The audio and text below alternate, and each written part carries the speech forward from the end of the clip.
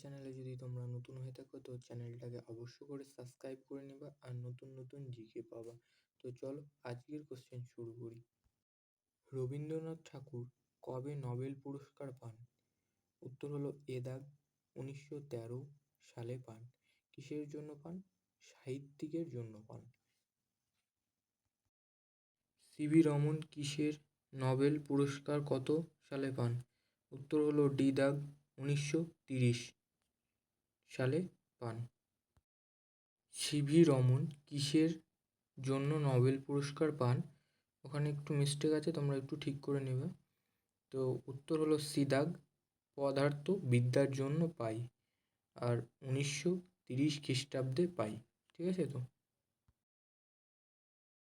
হরগোবিন্দ খুরানা কবে নোবেল পুরস্কার পান? উত্তর হলো এ দাগ চিকিৎসার জন্য পাই, আর ব্র্যাকেটে লেখা আছে 1968 সালে পাই। শান্তির জন্য প্রথম কে নোবেল পুরস্কার পান?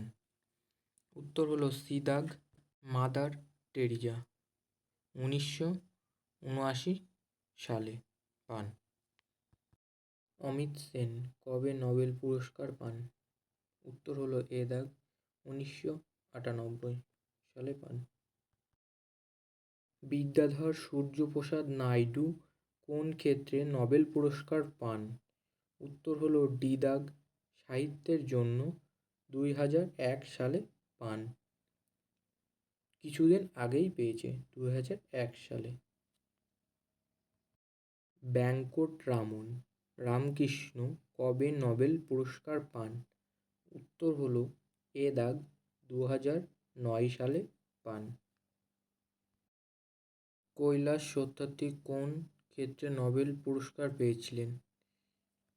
উত্তর হলো বি দাগ শান্তির জন্য, 2014 সালে পেয়েছিলেন।